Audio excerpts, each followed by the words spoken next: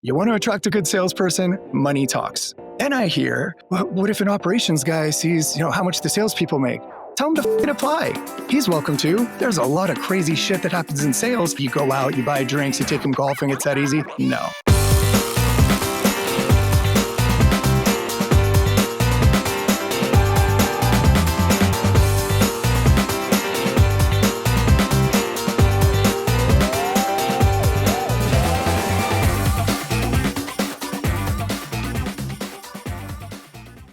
Welcome back to the Industrial Growth Institute podcast. I'm Ed Marsh, your host, and trying a slightly different format today.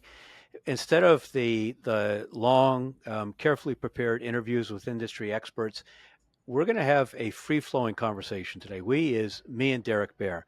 Derek is a sales expert who will introduce himself to you in a minute.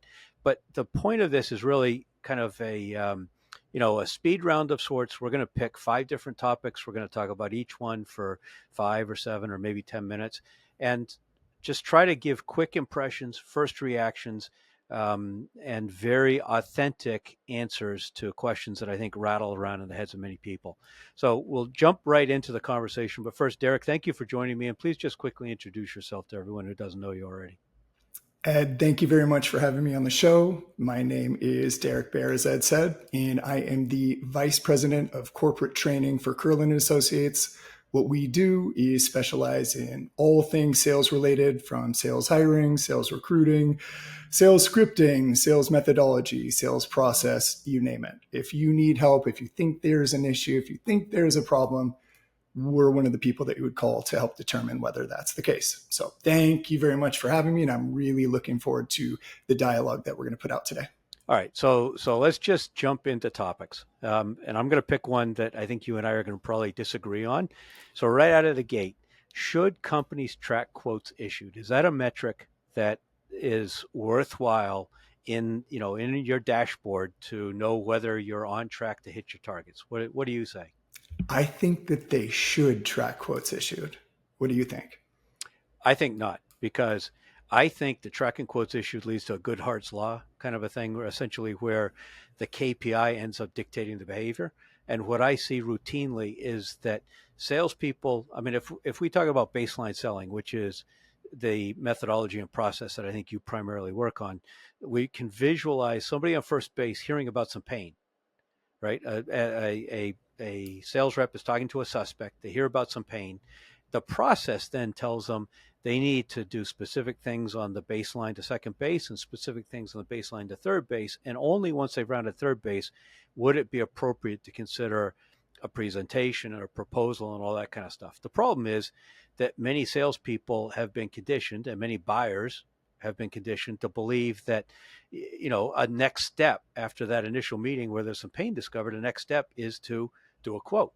And so that's such an easy step for many companies. I see so many inadequately qualified deals, inappropriate quotes that are just done reflexively. And I think that using it as a metric just fosters that. Well, when we talk about this, if there were a benefit, who do you think that would benefit? Monitoring of quotes. Monitoring quotes. I assume maybe the sales rep and or sales manager. Agreed. And the reason I think that it's important is, at least from experience, when we'll be working with teams or coaching teams, it seems that there is not enough bandwidth to do the things that the sales reps don't want to do, or the sales managers for that matter. Whether it is, I don't have enough time to prospect, I don't have enough time to cold call, whether it's on the sales management side, I don't have enough time to coach, I don't have enough time to listen in on calls, I don't have enough time to do deal reviews. Whatever those pieces are, when we look at the metrics of how many inappropriate quotes went out there, and depending on the industry, there's some quotes that could take 5 minutes. Okay, I'm fine with that. There's others where it could be automation for a customized solution, and you've got to bring in your internal team to help to figure out if you absolutely. can even It creates a backup with the engineering folks and the sales engineers and all that kind of thing. Yeah, and exactly. Then when someone else does need a quote, and it's really important, there's a queue, and the queue is too long. Right. And if we are to determine that 80% of the quotes that went out didn't go anywhere, it was either closed, lost, or we never heard back. And let's call 80% of the quotes, let's just say that it was 8 out of 10. And we know that it takes 3 hours per quote. Well, what would we be doing differently if we have that time back? So that's Right. one piece that we look at. The second piece is for the sales manager, where am I missing from a coaching standpoint, from a management standpoint, that I didn't hold them accountable to finding a compelling reason or gaining commitment to change or to making sure that this was something that they were even willing to do? We could talk about ability to buy and needing a quote, but my stance here is I'm happy to give a verbal quote. I'm happy to say it's going to be around this much. But if I'm going to put something together on paper, put something in a formal statement, a scope of work that requires resources from my company, Right. there is a cost to that.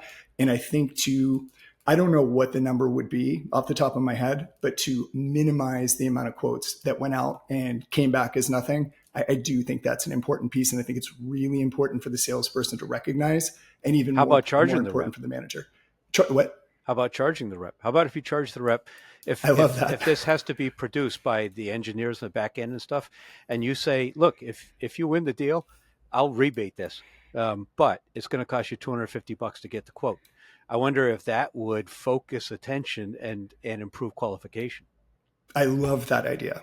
And I know, or at least I think I know, it wouldn't go over well Oh, with of the course not. reps, and they would stop the activity. But this is going to bring me to just a quick story time. And this is a conversation that I had. So talking to reps, outside sales reps that have the capability to pick up the phone, and they do have the capability to set a Zoom meeting and to look at someone just like I'm looking at you right now from across the country, in a conversation where every rep on this team told me they have to be in person, it's the only way for them to get the time. I asked them, I said, well, okay, if you guys were like me, I mean, we're different, obviously. You've got a company that pays your expenses, you've got a base salary, you've got your healthcare, all this insurance, everything's covered. Let's say you were an independent consultant. Would you spend the $750 for the flight and then call it $200 a night for the 5 nights in the hotel with all of your meals that you've got to pay for, just so that you could knock on the door and hope that the CEO would be willing to open it and say, yeah, come on in, let's do this? It's funny you mentioned that. Fuck no. I listened No. to a sales rep in a pipeline review earlier this week talk about he's going to do some networking. He's going to shake some hands. He's going to do some door knocking. How many meetings are you going to have? I mean, what is the objective? What are the KPIs that your manager is holding you accountable for and you expect from yourself? If you spend a day, quote unquote, networking, what's coming out of it? It's busy work. Yeah. It's busy work. Yeah. And that's where I understand base salaries are important to a degree, but that's when the base salary causes the rep to just stay busy Right. because they've got to appear busy and their KPIs and metrics are monitoring them. They're not actually doing anything effective. All right. And So, effective would be having the hard conversation. It's not going to get you as many meetings, but the hard conversation that takes you somewhere. That would be my take. all right. So maybe in a future conversation, we're going to talk about the paying for trade show leads. I think that sometimes reps ought to do that. And we're going to talk more about qualifying opportunities. But back to the tracking quotes for a second. It sounds like what you're saying is it's not a long term thing, but it's short term to understand the resources that are consumed. And then I would imagine that you start to build some gateways in the sales process where you need a management review before somebody's going to invest resources in creating a quote. Is that fair? It's fair. And then I had to ask for your opinion on this. So short term, if it works, but in my experience, whenever you pull back on it, the bad behaviors creep back in. So maybe long term, and hopefully, well, the understanding is we're being monitored on this, that the behavior just stays as improved. But Right. once it goes away, it just little by little these bad habits creep back in. So that's my thoughts there. But I'm Yeah, we'll curious what talk you about think. deal qualification scorecards at some point. But I think if you've got a proper deal qualification, whether it's a scorecard or criteria built into the process to advance between stages or whatever, then you ought to take care of the problem. Mhm. Anyway, Yes. Let's. This is, like many of these fascinating topics. We could talk for a long time. Let's go to the next one. Yeah. Are some salespeople simply, incompatible with complex B2B sales? 100%. How Yes. do you know? I would say, and this is going to go back to traits, whether it's B2B sales, B2C sales, anything promotion related, anything marketing related, if the desire isn't there, it's just not going to happen. And to give you a personal example of this, there was a time where I was looking at doing some side work, just a little bit of side work for some additional money. And the side work it was related to some escrow services. And it was the most boring thing I've ever done. Respect to whoever does this. You can make good money this way. I couldn't stand it. And it doesn't matter the price you put next to it. It just pained me to sit there and be looking over these contracts. And so for me, zero desire just wasn't going to happen. And when we're talking, maybe I'm taking this question a little too far, but when we're talking about are reps compatible, desire has to be there. It Yeah. has to be. So I completely agree. There's some that don't care. There's some that won't do the work. There's some that are independently wealthy, or they grew up thinking $75,000 was a king's ransom, and if they made that much, they had made it in life. But there's also some that just don't, I think, have the language facility, maybe the intellect, the curiosity. They're not able, and business acumen, which I think can be trained, but it's certainly a deficit in many salespeople. If they don't have those attributes, then I think it's really hard to kind of power and improve at the very tactical skills that are necessary to succeed. I agree. In the business acumen, that's important. The tactical skills, those can be trained to a degree. Right. But there's, depending on the level that they'd be calling on, depending on how high or how complex the sale, there's just a level of confidence. And we could say confidence can be built. These are things that can happen. That is going to be a lot harder to develop, and it's going to take a lot longer unless this is your grandson, nephew, relative that you're willing to invest a few years in to get them where they need to be. Right. I probably wouldn't hire someone that I felt lacked the confidence. And it shows. I mean, it shows when you have let's use round numbers. You've got a 25-year-old salesperson, and their job is to sell CEOs on a high ticket solution, Right. something in the realm of $500,000 per year. And the CEO starts off the conversation and says, yeah, well, things are good, but they could always be better. We just came shy of 100 million this year. This is where the business acumen and the confidence comes in. Is that 25-year-old might be thinking, holy fuck, I would do anything to create $100 million business. Right. Why would they listen to me? I'm scared to ask the questions that I need to ask in order to get where I need to be. And I'm going to tap out on this call. I'm going to be really nice. I'm going to give my presentation. Then I'm going to say, well, what do you think we should do next? And the call is over. Versus holding tight, being confident, pushing back, questioning. Sounds like things are going really well. You almost hit $100 million in this last year. Can you help me understand what made you book the call with me? Just having that confidence and the challenger piece, the ability to make them think twice, to think this person's different. So yeah, I think there's some very difficult to train pieces in there that are more DNA or belief system related. Yeah, I mean, I've argued that salespeople ought to have B2B salespeople, complex sales, kind of high ticket, long sales cycle, large buying team sorts of scenarios, that they ought to be at least conversant in business finance. They ought to understand accrual accounting. They ought to understand bonus depreciation. They ought to understand how capital investments get stack ranked to make decisions about what a company is going to buy. Um, but I'd also say that not only is there innate confidence, and one of the reasons I love hiring military veterans and NCAA athletes is I think that they tend to have some of that. Um, but I think there's also a component of confidence that the company owns. And I talk about sales karma. One of the things that I see is companies bitch about the way prospects treat their salespeople. Oh, they didn't call us back or they ghosted us or whatever. And then if you can be a fly on the wall in their office as they talk about their vendors, they talk trash about vendors. Now, a lot of salespeople They don't deserve a ton of respect. They're not contributing a lot of value. I mean, as people, they deserve respect. As salespeople, they're not contributing value. However, if you build a culture where your sales team wanders the halls and hears your purchasing people, your executive team, your engineers that are talking to vendors, whatever, all complain about how the salespeople are dumb or wasting their time or that kind of stuff, well, guess what? I believe that gets reflected in low confidence in your sales team. They're told that's the way people, that's the way the world thinks about salespeople. And so I'm just in that category too. I've never thought about it like that, but I would completely agree. You're going to hear it. It's going to slowly seep into your skin. You internalize it. You're going to internalize it. And unless this is going back to the business acumen, this is going back to the natural confidence, unless you are unshakable to a degree, unshakable, where, yeah, they can say that, but that's not applicable to me because I know that I'm doing this differently. And I'm not saying uncoachable, right? But just, yeah, they are talking about most salespeople, but I'm not most. Right. I'm the human salesperson, and I am in the elite. I don't just pitch. I ask questions. I listen, and I'm willing to walk away early. That's where that confidence needs to come in. But going back to the early roots of where that starts, that salesperson has to have had some mentor, taken it upon themselves to do reading, watch YouTube videos, listen to podcasts.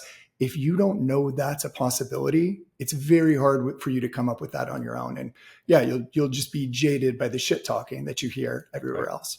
All right. So what makes a great sales rep? Let's tackle that. And it sounds like, I mean, let's start with, should they be cocky? Not necessarily arrogant, certainly not, constrained by cognitive bias. But if we want confident, is cocky a good thing? I don't think cocky is a good thing. Okay. How do you draw the line?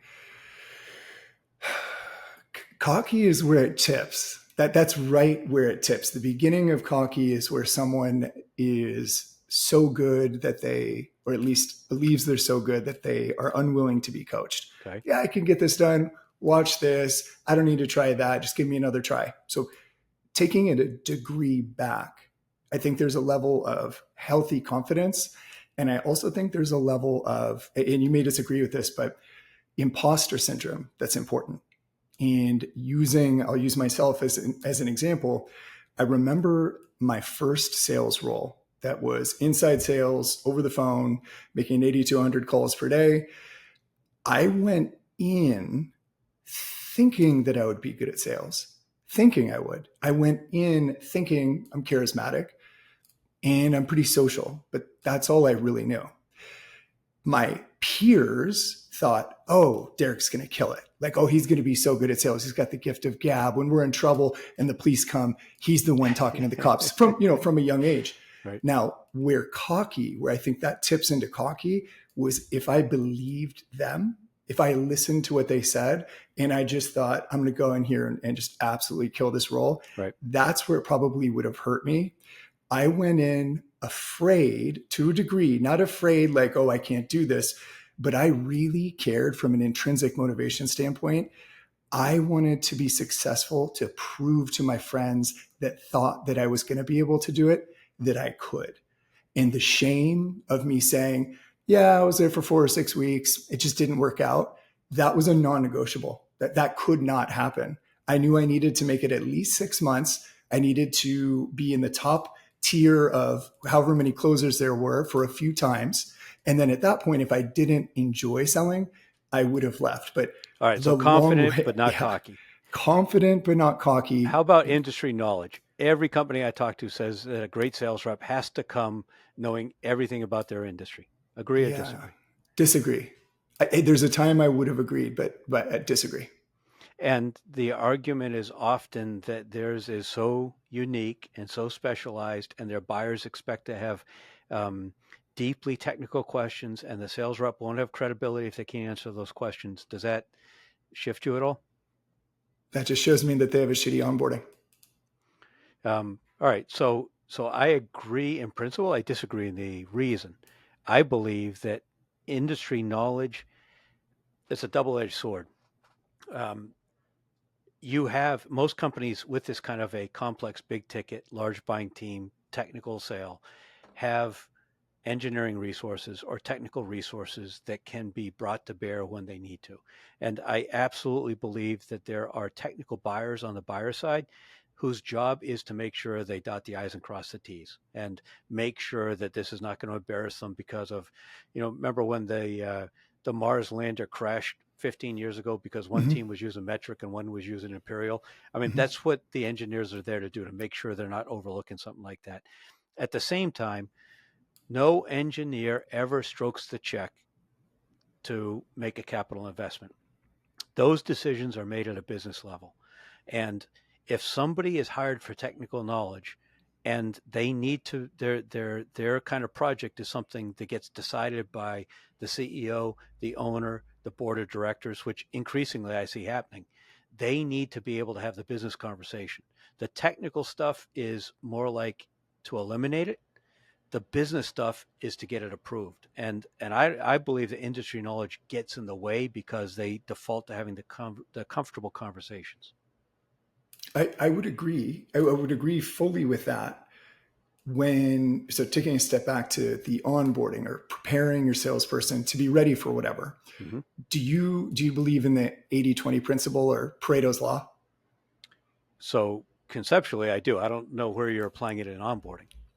Well, if you look at everything that the salesperson needs to know, everything, if they were an industry expert, there's probably 20% of that knowledge that's going to come up 80% of the time. Fair. I believe that if you front load that in your onboarding and you make sure they're getting really caught up to speed on the terms that matter, the people that matter, the hot buttons that matter, who have we done this before? How has it worked? Who have we done this before and it didn't work? What's the competitor's advantage? How do we sell against them? I mean, you name it. Right. But it's probably 20% of everything that's going to come up all the time. And I think that someone could be extremely deadly knowing these things, as opposed to someone that is full of industry knowledge and can't pick up a phone or is unwilling to ask a question because it makes them uncomfortable. So Right. industry knowledge is important. I believe the important pieces of industry knowledge can be taught. So you need to find somebody like in the world of capital equipment. You need somebody that's reasonably mechanically savvy, who understands manufacturing process, sees how a step fits into a system. They need that kind of knowledge from a technical perspective. What else does it take to make a great sales rep? I think that great sales rep, someone that is coachable, that's going to be important. Someone that is willing to be humbled, somebody that is not afraid to do the hard things, even if they know it's going to crash and burn. And to mirror that or to add to that, in order to have a great sales rep, you need them to have a great sales manager or sales leader that makes them feel comfortable with failure. There's going to be failure all the time. And when the sales rep knows, as long as I do exactly what I was told, as long as I agree with it and it's not unethical, but as Sure. long as I follow these things, my manager's got my back. Now, I'm going to get in trouble if I don't listen to what they say and I start going rogue and just go straight to the presentation or, you name it. But someone that is willing to fall on their face and get up and do it again. So the ability to handle rejection, somebody that I think the biggest thing that I think, there's no question, the biggest weakness that gets in the way is need for approval. And if you can get someone to understand at the end of the day, your family loves you, your dog loves you, you are not this salesperson. Today, when you get here at 9 a.m. or 8 a.m., you're putting on a sales hat. From 8 to 5, when you're on your calls, you are a different person. And when that's done, you go back to being you. That's what it takes. Just the willingness to humble yourself, keep going, keep pushing, and continue trying different things. Like, we're never done developing, ever, or at least we shouldn't be. All right, trying different things. Do you believe that decks have a place in complex sales or not? Like pitch decks? Yes. This is a good question. I'm going to say it depends. Come on, that's a cop out. I'll let you think about it for a second. I'll answer. Yeah, you can answer this one. So potentially at the end, when what you're doing is recapping what you've learned about their business objectives, the problem, the implications of the problem. You're explaining how your solution addresses it, what the reasonable outcomes are, what the timeline is, that the investment matches, it's reasonable given the magnitude of the problem they have. I think that a slide deck can fit into that. And I think there can be a couple of slides in the deck that foster trust, maybe a couple testimonials, maybe mentions of similar kinds of companies or similar kinds of customers. However, in general, when I see a marketing team and a sales manager talk about a pitch deck, what they mean is we're going to try to get a meeting, we're going to prospect, we're going to get a meeting, and then we're going to vomit this crap up that's our agenda talking about us before we ever get around to asking about them or their problems or their initiatives or what they're wrestling with. So I see decks as a crutch for weak salespeople, and I believe that decks kill more potential opportunities in the cradle than they ever help to win. I 100% agree with that. That the reason I was on the fence is it is a crutch for weak salespeople, and it's what they just boom. That's what I'm going to, because all I know how to do is talk about our products and services and how they're going to help you.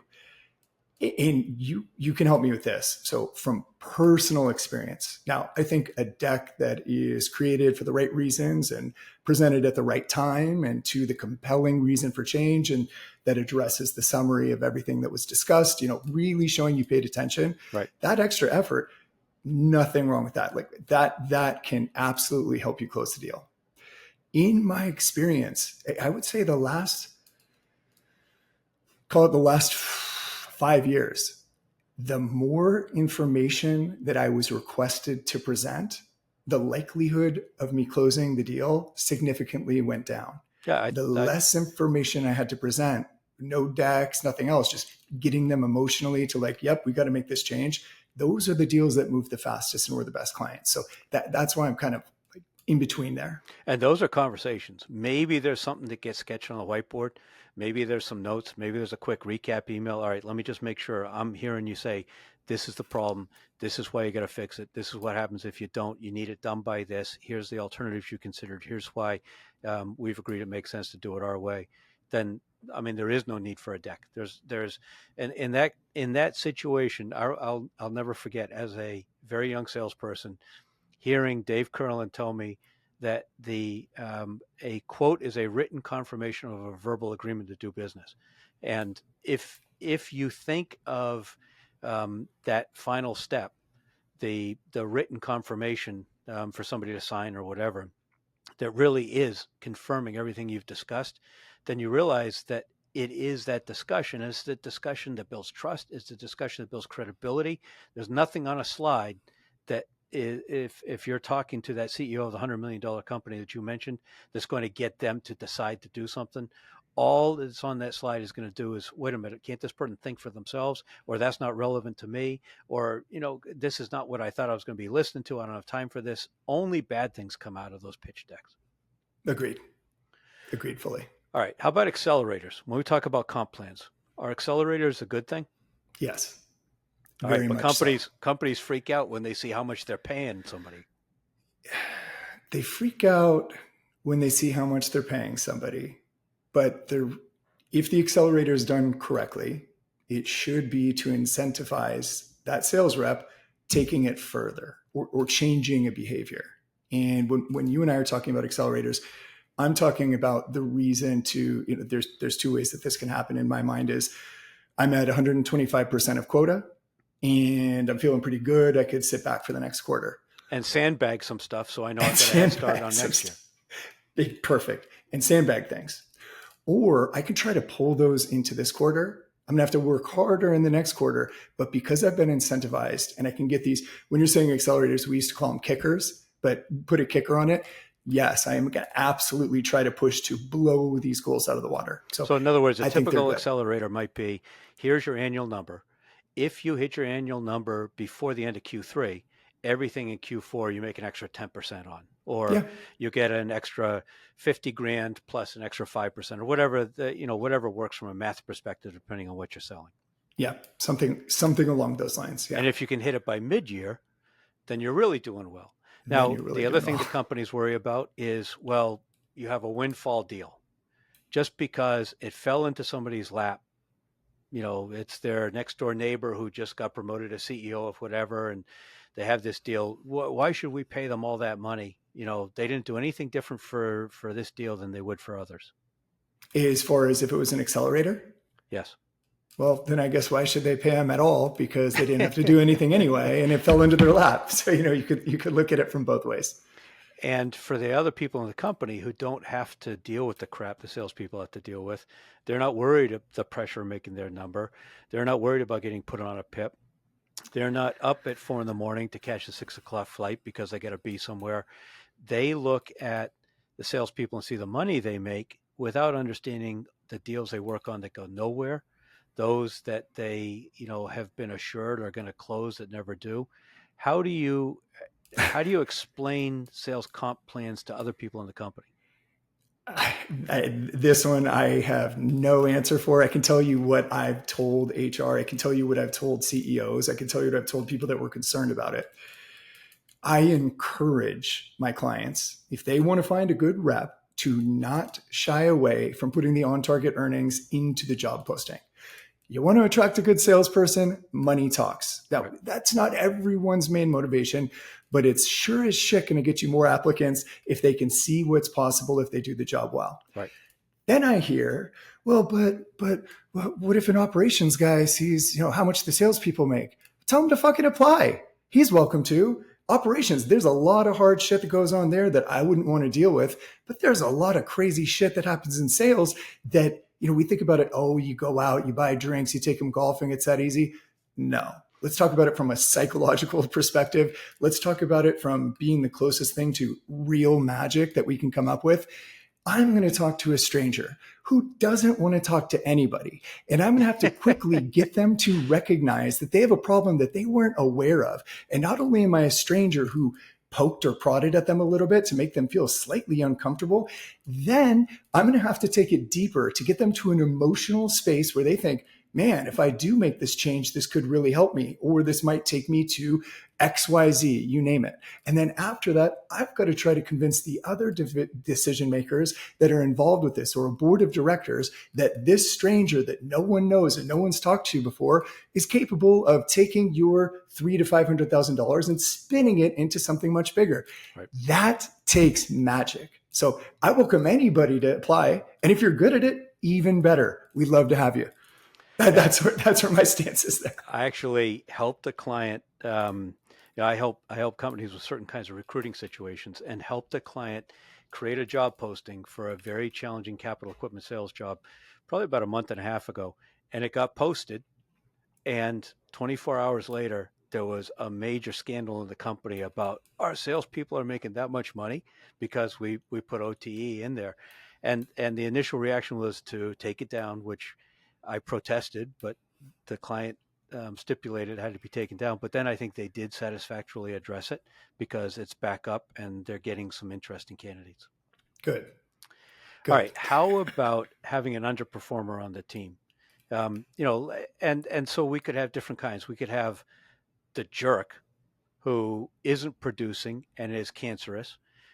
Or we could have somebody with a great attitude, longtime loyal employee. They're just not hitting their number. And, I love the expression Frank Slootman from used to run Snowflake had, that we can be very patient with performance, but we're impatient with behavior. So in other words, if they're doing the work you expect them to do, and they're working and following the coaching and trying to improve in their tactical skills and improve performance, at some point you just say, they're not making it. So if you have an underperformer on the team, is it a problem to let them stay there? Yeah. And to even if they have the good attitude as opposed to being the punk? Even if they had the best attitude. And I'll tell you my thoughts on this. Now, from a holistic standpoint, it could be a feel-good thing. Like, I get that. And we're going to put this into a sports analogy, and I hate to use baseball on this. It pains me to use baseball, but let's say that we had the bat boy or the ball boy, however you want to refer to it. They can help with the team chemistry. They can keep it lively in the locker room. They travel with you. It's just someone you care about.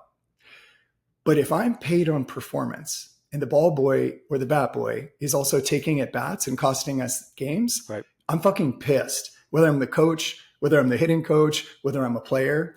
And if I've got someone on my sales team that is just a wonderful person to be around, but they're taking leads that could be going to me, I have a problem with it. If they are screwing up a territory, because whoever's going to go into the territory after, even if it was the nicest guy who never really got anywhere, but just had, 6 or 7 discovery calls in a row to where your company name is now burned because they look and say, Ed, I'm never talking to Ed March Sales School again because the last time I did, we wasted 6 hours. It just, I think it's a problem for anyone moving forward. Now, do you axe the person?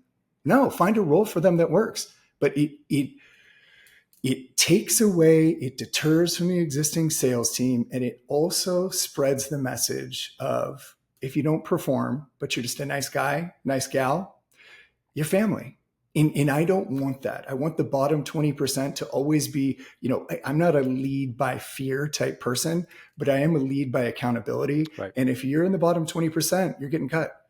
Yeah, and that's how we're going to build a good team. Our mutual friend, Walter Crosby, has an expression. I'm going to screw it up, but I think he says essentially, you get the behavior that you accept. And he's absolutely right about that. Yeah. I think it leads to complacency.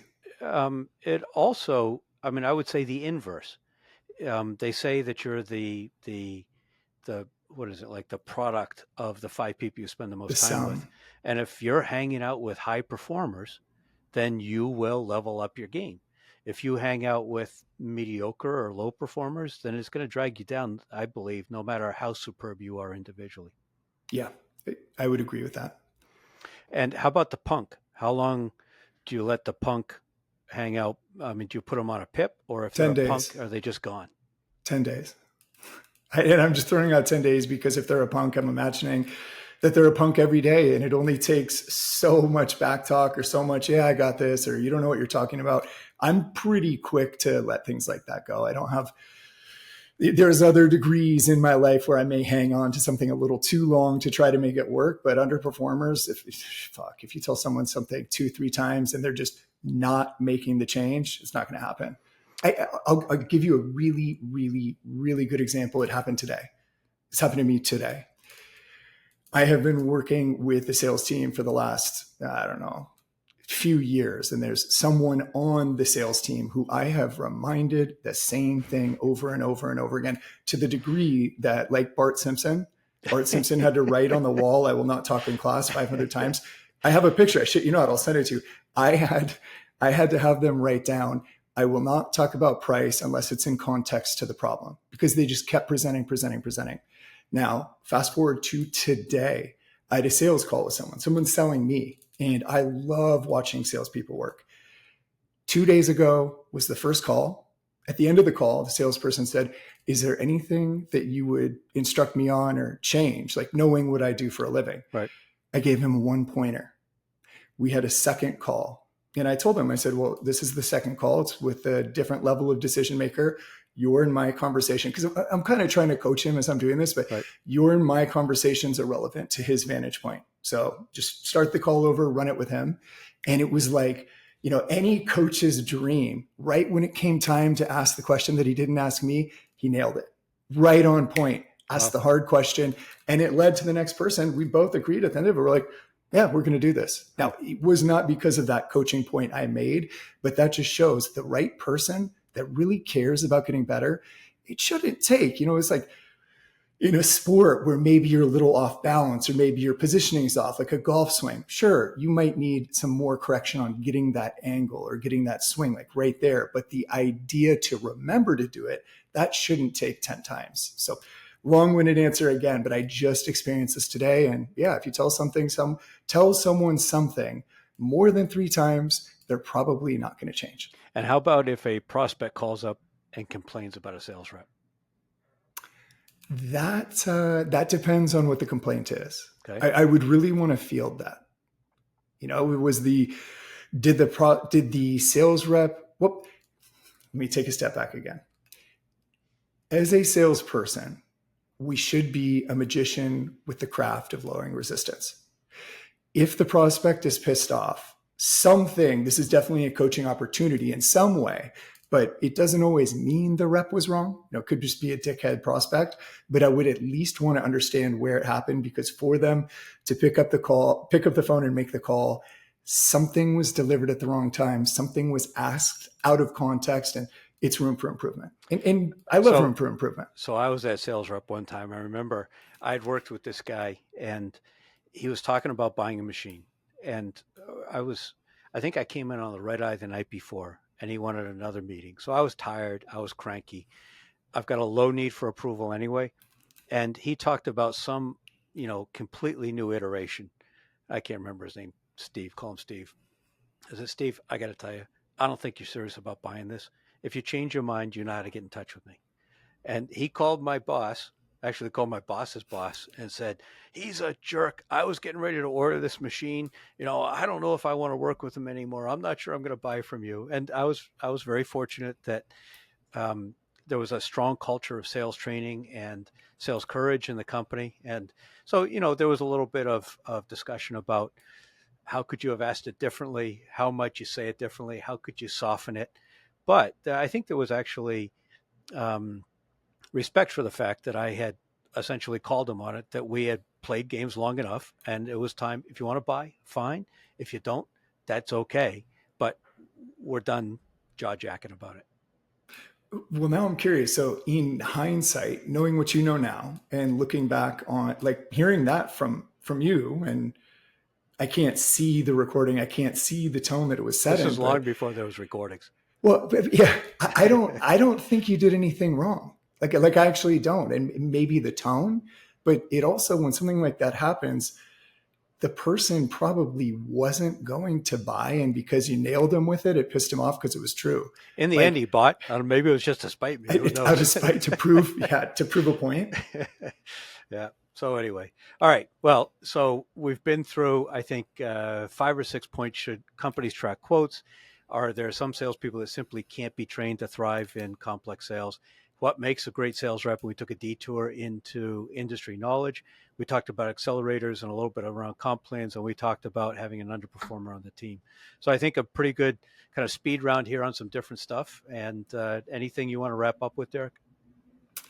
The only thing I would I agree. I love the topics we discussed. The only thing I would wrap up on is just a statement, or something for anybody that's in sales to think about. And this isn't a go out and pay for sales training right now, but I find it fascinating that I've got buddies that pay for nutrition coaches, which I think that's great. I think it's a good idea.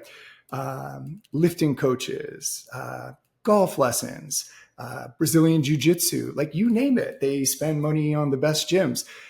Almost none of them are going to be a professional jiu-jitsu grappler, or whatever you want to call it. Almost none of them are going to be a professional golfer, professional weightlifter, model, whatever. But almost everyone that I know, the majority of my friends, are in professional sales. That's their job. And what percentage invest in that?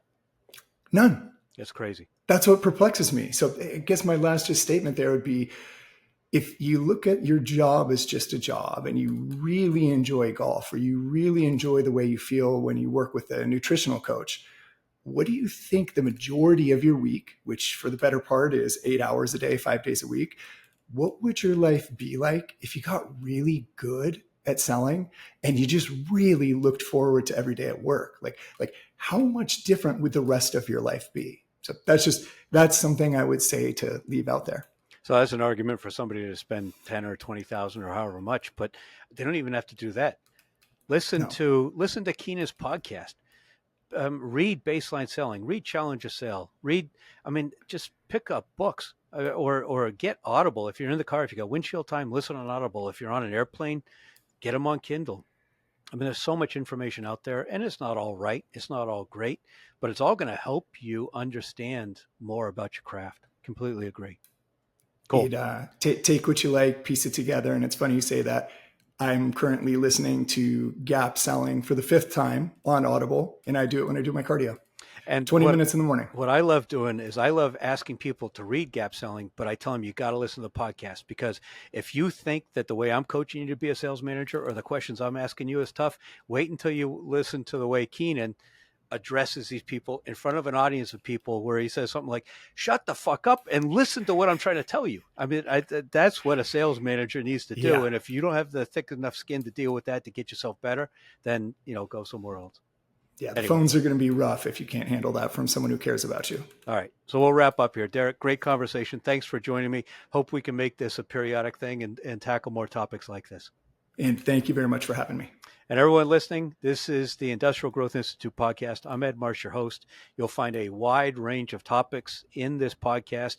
We're going to try this as a periodic thing with this kind of speed round, fast conversation, make it a little bit lighter. But there's a lot of episodes that you can look at, and there's more coming where we'll dive deep with a single person into a particular expertise that they have. Thanks for joining and listening. Be sure to like, share, comment, and subscribe.